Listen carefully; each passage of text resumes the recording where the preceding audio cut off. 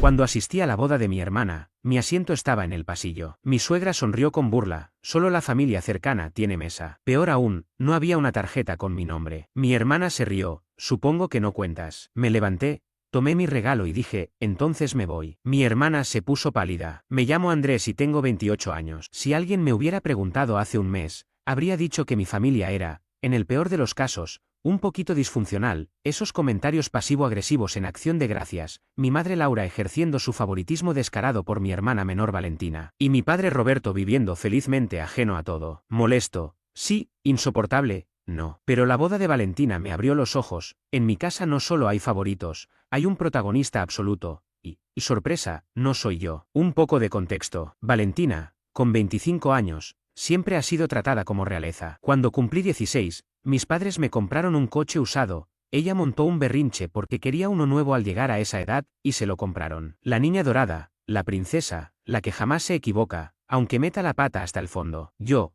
el hermano mayor, debía dar ejemplo, sacar buenas notas sin esperar aplausos. Si mi boletín llegaba con una B, y mamá fruncía el ceño, Andrés, puedes hacerlo mejor. Valentina aprobaba con una C y había globos y pastel. Así que fui a su boda dispuesto a sonreír, posar para las fotos y evitar dramas. No esperaba ser la estrella, era su gran día. Lo que no imaginaba era hasta dónde llegarían para recordarme mi lugar. Las señales aparecieron pronto. Primero descubrí que no estaba en el cortejo nupcial. Vale, no todos incluyen a sus hermanos, tragué el orgullo. Después me enteré de que la mejor amiga de la infancia de Valentina, una compañera de trabajo y la novia del primo de su prometido sí entraban en el cortejo. Aquello dolía, pero lo pasé por alto. Tal vez quiere un grupo pequeño, me dije. Llegó el mapa de mesas. Obviamente no esperaba sentarme en la mesa principal, eso es para los recién casados y sus acompañantes, pero al menos confiaba en compartir mesa con mi familia. Al llegar al salón, tomé la tarjeta con mi nombre, y no estaba junto a mis padres, mis tías ni mis primos. De hecho, ni siquiera aparecía en el panel. Tuve que preguntarle a una organizadora, que consultó la lista y me dedicó la sonrisa más tensa del mundo. Ah, Andrés, estás aquí, dijo, señalando. Seguí la dirección de su dedo, y mis ojos se toparon con una mesita arrinconada fuera del gran salón, junto al perchero y el suave hedor a naftalina de los abrigos de invierno. Al principio solté una risita incrédula, debía de ser un error de logística. Pero no, aquel era mi sitio asignado, una islita diminuta esperando únicamente por mí. Giré hacia la organizadora, aún sonriendo como si tuviera calambres faciales. ¿Esto es una broma?, pregunté, desconcertado. Lo siento muchísimo, pero esa es tu mesa, susurró, como quien da el número de celda a un preso. Ni siquiera estaba enfadado aún, la confusión era más fuerte. Necesitaba respuestas, y sabía a quién preguntar. Encontré a Valentina cerca del camerino nupcial, radiante, rodeada de amigas y de nuestra madre, quien afinaba cada pliegue de su vestido. Al verme, mi hermana me regaló una sonrisa tan falsa que casi crujió el encaje. «Hola, ¿llegaste?», entonó. Le mostré la tarjeta. «Sí, una duda rápida, ¿por qué no tengo asiento en el salón principal?». Valentina parpadeó y soltó una risita. «Ah,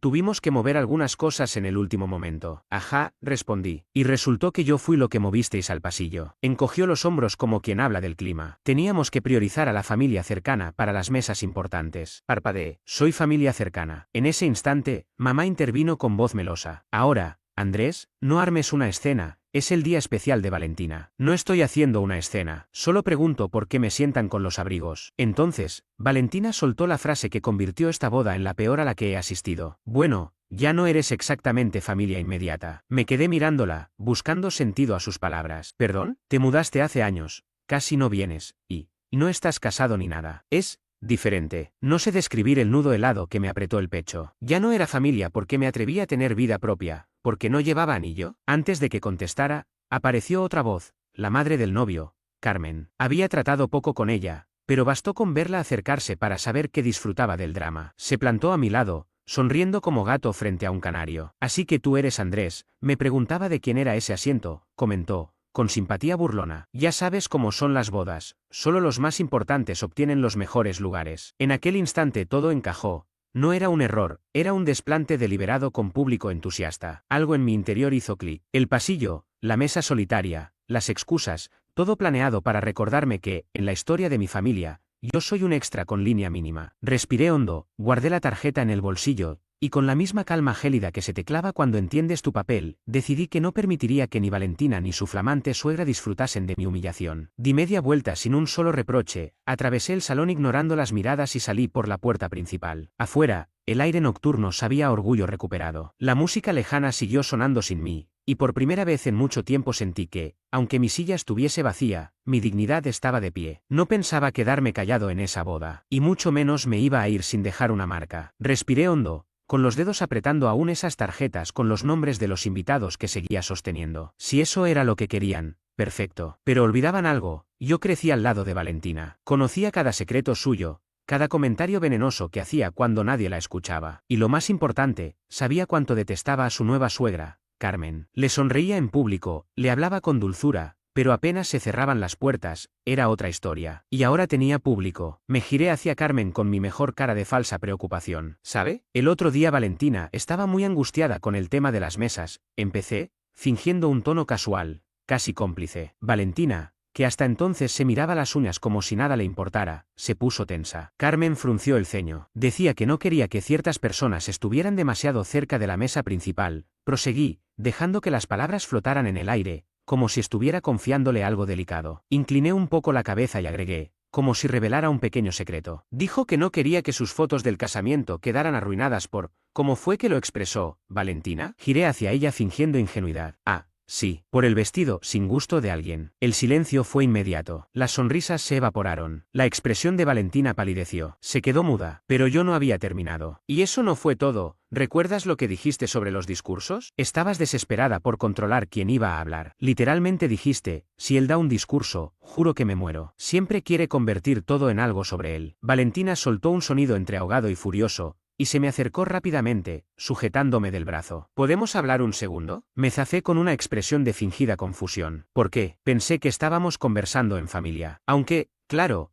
técnicamente no soy familia cercana, ¿no? Carmen se giró hacia Valentina con una mirada cortante. ¿Es cierto eso? Valentina se rió, nerviosa, moviendo la cabeza. No, no, claro que no. Andrés solo está. Ah, y no olvidemos la despedida de soltera, dije, golpeándome la frente teatralmente. ¡Qué tonto! Casi se me escapa eso. Me volví de nuevo hacia Carmen. Valentina pasó medio evento hablando de usted. Dijo que estaba contando los días para dejar de fingir que le agradaba. Que la soportaba solo para evitar dramas en el inicio de su matrimonio. Eso fue todo. El tiro final. Valentina se quedó con la boca abierta. Laura, mi madre, que hasta entonces permanecía en un rincón, parecía horrorizada. Roberto, mi padre, dio un paso hacia atrás como si no quisiera tener nada que ver con lo que estaba ocurriendo. Las amigas de Valentina comenzaron a cuchichear entre sí, con los ojos como platos. Y en ese momento, Carmen estalló. Malagradecida, gritó. ¿Te crees que podés usarme así? Después de todo lo que hice por vos, la plata que puse en esta boda, los favores que pedí, gesticulaba con furia, su manicura reluciendo bajo las lámparas del salón. Valentina balbuceaba. Yo no. Carmen se volvió hacia mis padres. ¿Ustedes sabían esto? ¿Así criaron a esta víbora? Laura parecía al borde del desmayo. Por supuesto que no. Valentina jamás haría algo así. No intentes cubrirla. La interrumpí. Sabías perfectamente cómo es. Simplemente no te importó. La criaste para creerse el centro del universo, y ahora trata a todos como si no valieran nada. Laura se puso roja. Andrés, ¿por qué estoy haciendo una escena? Repliqué cruzándome de brazos. Qué curioso que eso solo importe cuando el que habla soy yo. Cuando Valentina me echó del salón a empujones, a nadie pareció molestarle. Para entonces,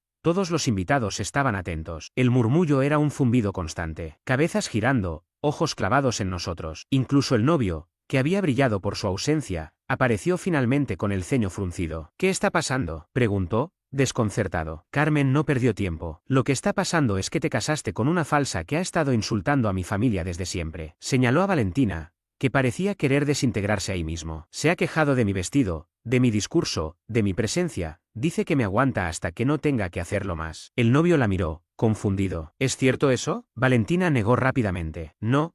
O sea, no así. Ah, ¿no así?, se burló Carmen. Por favor. Y ahí se rompió todo. El ambiente se volvió una zona de guerra. Valentina y yo discutiendo, mi madre intentando calmar los ánimos, sin éxito, mi padre con cara de querer lanzarse al océano, el novio paralizado como si lo hubieran golpeado con una sartén. Y yo, observando el caos mientras bebía mi copa de champagne, como si estuviera presenciando un espectáculo teatral. Porque, siendo sincero, fue hermoso. Y lo mejor, es que aún no había terminado. Valentina, fuera de sí, se volvió hacia su esposo. ¿De verdad pensás que ella está por encima mío?, gritó, señalándome, completamente fuera de control. El novio, con la mandíbula tensa y los ojos cargados de vergüenza, seguía en shock. No sé ni qué decir, murmuró. ¿Realmente dijiste eso? Todo fue sacado de contexto. Chilló Valentina. Levanté una ceja. Ah, claro, el clásico me sacaron de contexto. Imité su voz. Ay, estaba bromeando. Hice comillas en el aire. Ay, no era en serio. Y después, con voz plana, réndete, Valentina. Te descubrieron. Y si no hubiera dicho nada, igual te habría dado igual. Carmen,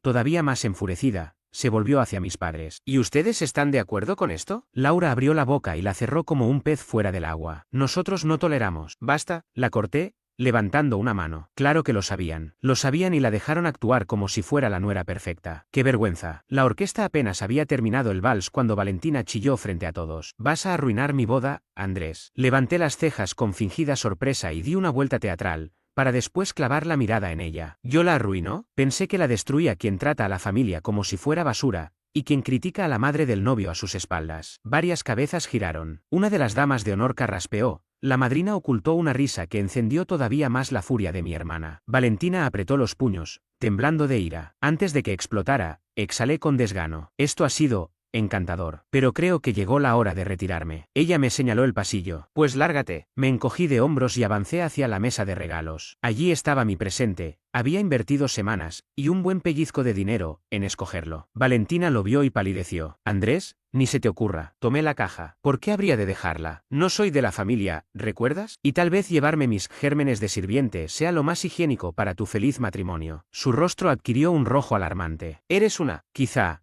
Valentina, pero al menos no soy una hipócrita que sonríe mientras despelleja a la gente por detrás. Me giré hacia Carmen, la futura suegra, víctima favorita de los cuchicheos de mi hermana, y solté con voz neutra. Que tengas suerte con esto. Le doy un año. El silencio se volvió tan espeso que le habría pasado la mano. Entonces me dirigí a la puerta, dejando tras de mí un salón congelado, música parada, invitados murmurando, novios boquiabiertos y mis padres, Laura y Roberto, deseando desvanecerse. Al llegar al umbral, levanté la mano en una diminuta despedida. Disfruta de tu boda perfecta, hermana. Y salí sin mirar atrás. A la mañana siguiente, mi móvil explotó, decenas de llamadas perdidas, mensajes y correos de voz. Laura alternaba súplicas con amenazas. ¿En qué estabas pensando, Andrés? Has humillado a tu hermana el día más importante de su vida. Hijo, por favor, hablemos. Podemos arreglarlo. Fue lo más inmaduro y egoísta que he visto. Espero que estés satisfecho. Créeme, mamá, lo estaba. Las diatribas de Valentina eran incluso mejores. Te odio. Arruinaste mi boda. ¿De verdad te llevaste tu regalo? ¿Qué clase de persona hace eso? Sorbo de café y sonrisa. Si creía que unos textos rabiosos me quitarían el sueño, no me conocía. Pero el mensaje que me intrigó fue el de Roberto, mi padre, siempre ausente en el drama familiar. Llama cuando puedas. Marqué. Respondió al segundo tono. Tras un silencio largo exhaló. ¿Por qué hiciste eso? Solté un bufido. Ellos empezaron. Esperaba un regaño, pero soltó una risa cansada. Sí,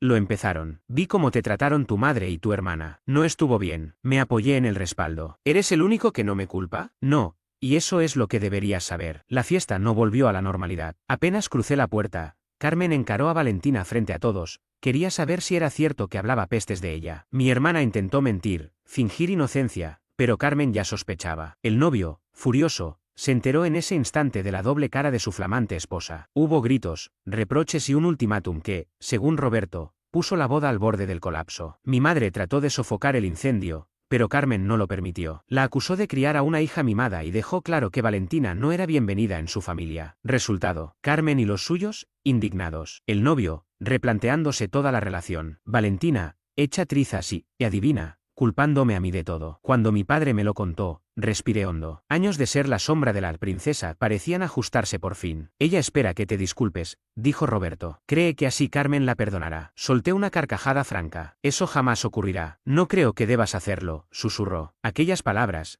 tan simples, valieron más que cualquier sermón. Han pasado varias semanas. Valentina no acepta responsabilidad. Se aferra a la idea de que yo destruí su cuento de hadas. Mis padres siguen en medio, aunque Laura se quedó sin argumentos cuando Carmen cortó todo lazo. Hoy, mientras releo los chats incendiarios, me doy cuenta de algo. Mi hermana siempre confió en que su encanto la salvaría. Pero la fiesta terminó, las luces se encendieron y el maquillaje se corrió. Así que escribo estas líneas sin arrepentimiento alguno. ¿Cruel? Tal vez. ¿Justo? Sin duda. Y si alguien aún duda de que merecía una lección, que escuche esto. Carmen ha anulado la luna de miel, el novio duerme en el sofá de su mejor amigo, y Valentina, la eterna favorita, contempla sus fotos nupciales como si mirara los restos de un incendio. Yo, en cambio, Cierro este capítulo con un brindis silencioso, porque a veces la única forma de romper un teatro de apariencias es derribar el telón a martillazos. Y cuando ese telón cayó, lo hizo con un estruendo que todavía retumba en sus oídos. Ella rechazó mi propuesta y yo estaba avergonzado. Hasta que mi hermana reveló el código de chica. Tengo 27 años, y lo primero que debo decir es que aún estoy en estado de shock.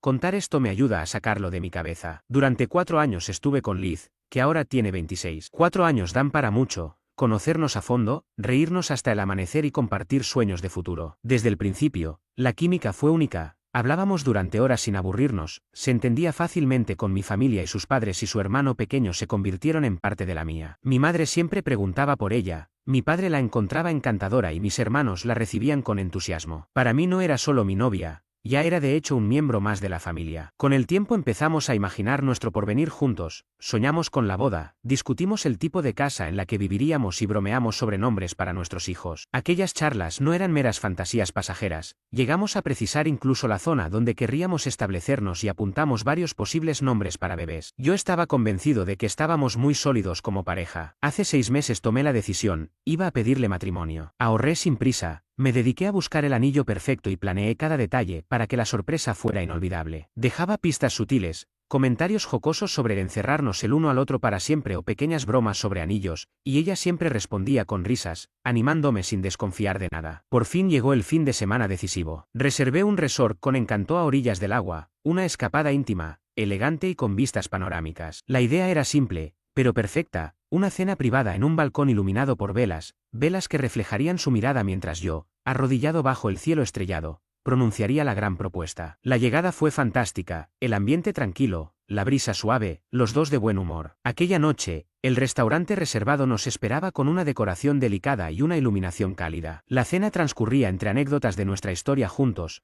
carcajadas al recordar un día en que ella se perdió en su pueblo natal y me buscó con el GPS del celular. Fue entonces cuando confirmé que, más allá de la chispa, existía una complicidad auténtica que hacía de la rutina algo especial. Cuando llegó el momento del postre, supe que era la hora, saqué el anillo del bolsillo, sentí latir mi corazón a 1000 revoluciones y empecé a hablar. Pronuncié esas frases que había ensayado innumerables veces, cuánto significaba para mí, lo imposible que sería mi vida sin ella y lo mucho que ansiaba compartir cada amanecer a su lado. Tras un silencio eterno, abrí la cajita, y su reacción me heló la sangre. En lugar de lágrimas de alegría o un sí efusivo, se quedó paralizada. Con la mirada fija en la sortija, tardó unos segundos que para mí resultaron horas hasta que, al fin, dijo algo parecido a, podemos esperar unos meses más. Aquello no era un sí, era un todavía no. Intenté recomponer mi sonrisa, pero por dentro me sentí devastado. Ella se apresuró a explicar que no me estaba rechazando, que necesitaba tiempo para asegurarse de que todo fuera perfecto y que en su cabeza ya existía un futuro juntos, aunque aún no fuera oficial. La cena terminó con un silencio cargado de incomodidad. Apenas hablamos de la propuesta mientras recogíamos nuestros platos, cada palabra de aliento de ella sonaba a cal y arena en mi herida. Aquel acantilado emocional se asomó con fuerza. Yo había apostado meses de ilusión, y mi noche soñada se convirtió en la mayor incertidumbre de mi vida. Al día siguiente, abandonamos el resort en tensión. El viaje de regreso transcurrió en un mutismo suspendido, interrumpido solo por disculpas entrecortadas de su parte. Te amo, quiero esto contigo, pero necesito un poco más de tiempo. Cada un poco más retumbaba en mi cabeza y añadía sal a la herida. Al llegar a casa, me topé con su mirada de culpa. Ella buscaba consolarme, yo luchaba por entender que había fallado. Pasaron los días y la rutina adquirió un matiz extraño. En ocasiones actuaba con normalidad, risas compartidas, planes cotidianos, pero al instante siguiente la sorprendía evadiendo mi mirada, como si me culpase por la herida infligida. Yo trataba de mantener la calma, le daba espacio y asentía con paciencia, pero la mezcla de rabia, tristeza y confusión me consumía por dentro. Ella insiste en que quiere un futuro juntos, que me ama y que, con el tiempo, dará ese sí que yo anhelé. Sin embargo, esa promesa se siente distante, flotando en una niebla de dudas. Me pregunto si pasé por alto señales que revelaran inseguridades latentes, si apresuré el momento o si sencillamente vivimos en burbujas paralelas. Tenía la impresión de haber cometido un error o de haber interpretado mal las señales de Liz. ¿Habíamos ido demasiado rápido? ¿No me había fijado en sus gestos? Hablábamos de matrimonio desde hacía meses, pero aquella noche, al volver del trabajo, se sentó a mi lado con una expresión seria y empezó un discurso preparado. Necesitaba unos meses más para sentirse lista. Repetía una y otra vez el consabido, no eres tú, soy yo, y me aseguraba que, de algún modo, estábamos comprometidos, aunque yo sentía que aquello carecía del más mínimo fundamento. Le dije que o quería casarse conmigo o no, que no entendía tanta complicación, pero ella me respondió con un lacónico: tengo claro que estamos juntos, simplemente no ahora. ¿Cómo se supone que uno asuma eso? La persona con la que había planeado mi vida me estaba diciendo que no era suficiente. Cada vez que intentaba profundizar, ella rompía a llorar, suplicando que comprendiera su necesidad de tiempo. Me vi atrapado entre exigir certezas y no querer enfadarla más. Cada conversación era como pisar cristales rotos. Decidí retroceder. Empecé a distanciarme en pequeños gestos, pasaba menos tiempo a su lado, mantenía las charlas en la superficie y eludía hablar del futuro común. Quería ver si Liz daba el paso siguiente o si, definitivamente, aquello se dirigía al abismo. Cuando ella intuía que algo iba mal, me preguntaba si estaba enfadado. Yo,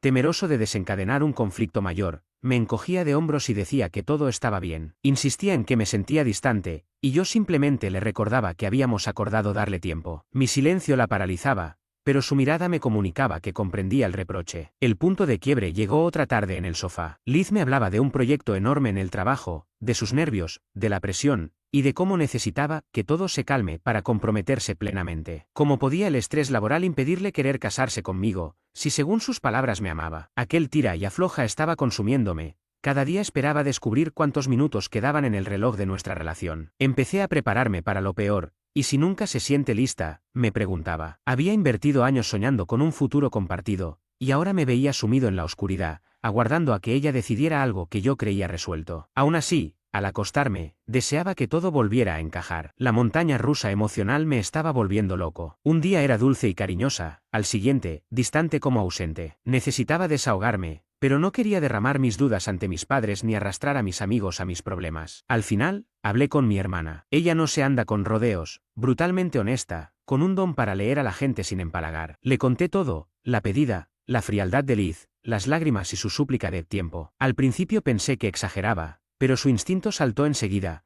No tiene sentido que hable de más tiempo si tras 4 años de relación no hay algo más, me advirtió. Me preguntó si Liz actuaba de forma extraña últimamente. Yo quise negar para no parecer paranoico, pero mi hermana fue al grano. Cuando una mujer duda ante una propuesta así, a menudo es porque hay otro hombre en el escenario. Aquella idea me revolvió el estómago. Liz, mi Liz, ¿podría estar viéndose con otro? Recordé pequeños detalles que había despreciado, mensajes a deshoras, sonrisas furtivas al mirar el teléfono, salidas con amigos que duraban un poco más de la cuenta. Mi familia siempre me inculcó el valor de la confianza, pero mi hermana lo dejó claro: no mereces un juego de adivinanzas. Si ella no es sincera, tienes derecho a saber la verdad. Empecé a observar con más atención, sin caer en excesos. No husmeaba su móvil ni la seguía, pero tomaba nota de cada gesto. Cuando Liz mencionó a un compañero nuevo del trabajo, su rostro se iluminó más de lo normal. Oí su nombre casualmente. Él es simpático y gracioso, dijo, y algo en mí se encendió. Cada vez que ella recibía un mensaje, me preguntaba si era él quien la hacía sonreír. Aquello principió a corroerme. Por fin, una noche, decidí que ya había esperado suficiente. Frente a esa incertidumbre que me devoraba, la interrogué con calma. Oye,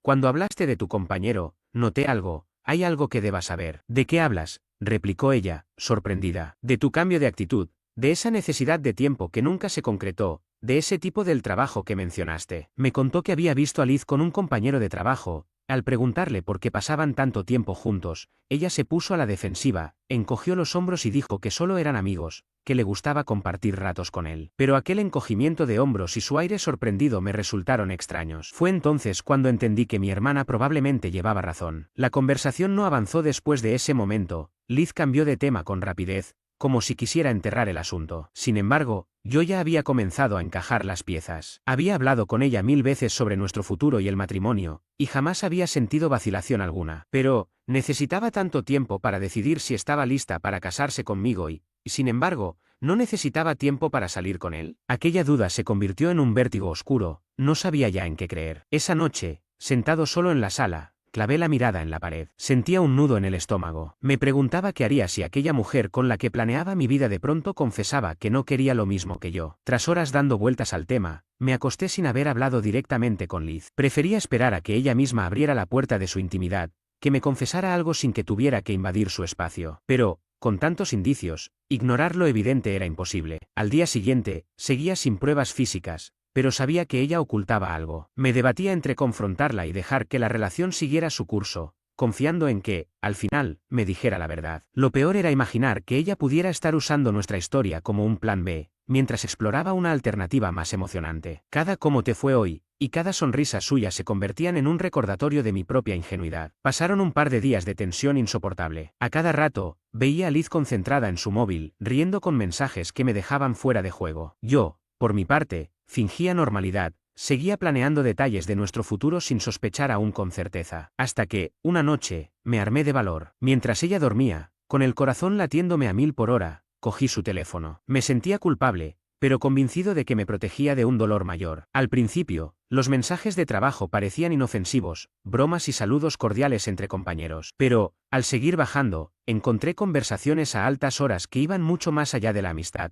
Comentarios que destilaban complicidad y coqueteo. Él le escribía "te extraño" tras un viaje de trabajo juntos, y ella respondía "yo también". Ahí supe que algo estaba ocurriendo. Nadie se dice eso sin algo más. Volví a dejar el teléfono y me tumbé en la cama, mirando al techo con una mezcla de asco y tristeza. Aquel acto de espionaje me hizo sentir miserable, pero sabía que era la única forma de obtener la verdad. A la mañana siguiente, Liz apareció radiante, como si nada hubiera cambiado, hablándome de sus planes para el día. Yo, en cambio, sentía un puñetazo en el estómago cada vez que la veía gesticular o dormir plácidamente junto a mí. Después de 2 días de convivir con esa tensión, no aguanté más y la encaré sin rodeos. ¿Sigues feliz conmigo? ¿No hay nadie más en tu cabeza? Se sorprendió de mis preguntas y negó con vehemencia. Pero cuando mencioné al compañero de trabajo, su expresión cambió, se puso nerviosa, tartamudeó. Intentó explicarse diciendo que solo eran amigos y que no tenía nada que ocultar. No le creí. Le confesé que había leído sus mensajes nocturnos y que sabía de aquella confesión mutua de "te extraño". Ella bajó la mirada y con voz temblorosa, admitió que se sentía confusa. Aseguró que todo había sido un desliz emocional sin importancia,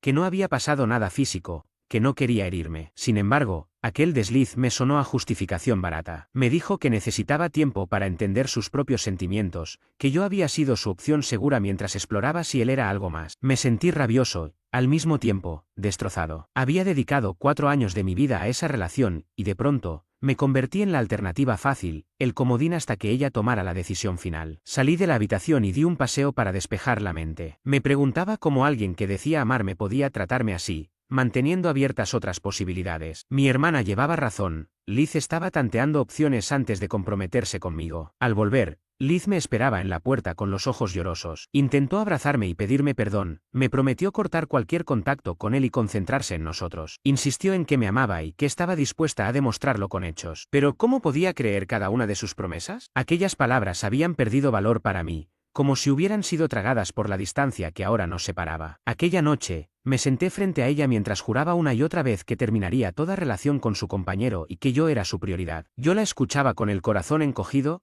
derramando lágrimas de impotencia. Pero no podía olvidar que, para ella, yo había sido un plan B hasta que el hombre de la oficina dejara de ser una opción más atractiva. Con el paso de las horas, comprobé que, efectivamente, cesaron los mensajes de su parte hacia él. Intentó demostrarme que estaba comprometida de verdad, que no habría más dudas. Pero yo ya había empezado a desconectar mis sentimientos. La desconfianza había abierto una grieta irreparable. Cada gesto suyo me recordaba aquel engaño emocional. Cada mirada suya me dejaba la sensación de que había estado engañado durante meses. A la mañana siguiente, Liz preparó el desayuno, me abrazó y me repitió que todo cambiaría. Yo la escuché en silencio, con la mirada perdida. Sabía que, aunque ella hubiera cortado el contacto y me rogara 100 veces perdón, jamás recuperaría la credibilidad que perdió. El dolor de descubrir que mi pareja no estaba tan segura de nuestra relación como yo me había cegado se había convertido en un obstáculo insalvable. Así pasó aquel día, con un silencio sepulcral en nuestro apartamento. Liz mandaba largos mensajes de disculpas, explicaciones y promesas,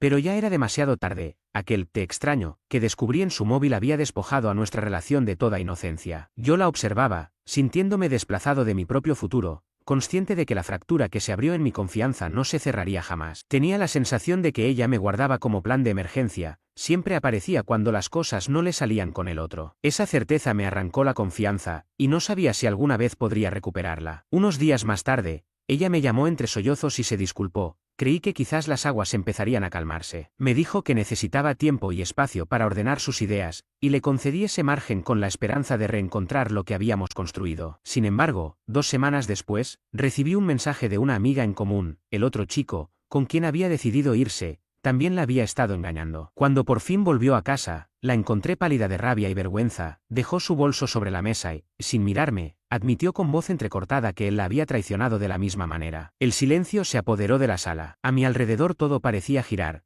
pero yo me sentía vacío, las lágrimas de culpa de ella me resultaban tan vacías como las de él. Me pregunté si se daba cuenta de la ironía de su propia traición. Ella empezó a despotricar contra él, acusándolo de mentiroso y de haberla humillado. Yo escuchaba sin inmutarme, con el corazón endurecido. Cuando buscó mi mirada, esperando compasión, simplemente guardé silencio. No encontraba palabras. Al cabo de un rato, ella se sentó frente a mí, respiró hondo y dijo: «Lo siento de verdad, no sé qué estaba pensando. Me equivoqué, y podrías darme otra oportunidad». Insistía en querer recomenzar, quería que la perdonara y prometía comprometerse de lleno. Pero sus palabras no eran más que ruido. Yo sabía que ya había tomado una decisión, me había dejado de lado cuando dudaba y ahora volvía a mí solo porque las cosas no le habían salido. Le respondí con firmeza: «No voy a ser tu premio de consolación, Liz. Si no estuviste segura de mí cuando quisiste probar con otro, ¿cómo vas a estarlo ahora?». Ella rompió a llorar de nuevo, suplicándome que entendiera que había sido un error y que esta vez era distinto. Intentó abrazarme, pero retrocedí. Su siguiente movimiento fue acusarme de rendirme demasiado pronto, de tirar por la borda lo nuestro por un acto que, según ella, podía repararse. Mi paciencia alcanzó su límite. Le dije: «Eres tú quien nos abandonó. Eres tú quien me consideró un segundo plato. No pienso pasar mi vida esperando a que elijas si quieres estar conmigo o con otro. Esto se acabó». Con esas palabras, fui irreflexivamente rotundo. Ella recogió sus cosas y se dirigió a la puerta, aún incrédula, como si yo la hubiera golpeado con mis propias palabras. Insistía en que no tenía a dónde ir,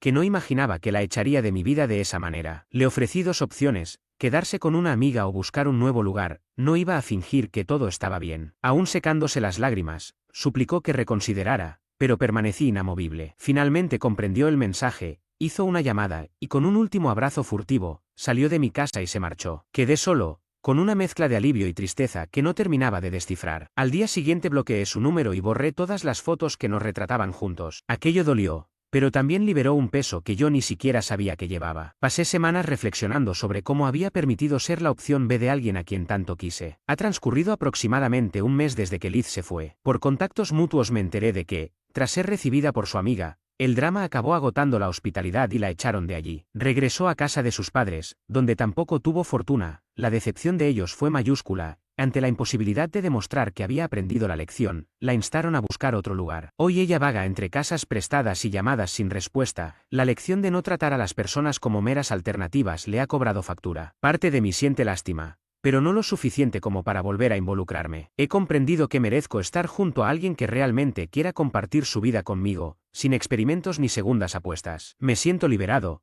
con la convicción de que tomé la decisión correcta. Avanzo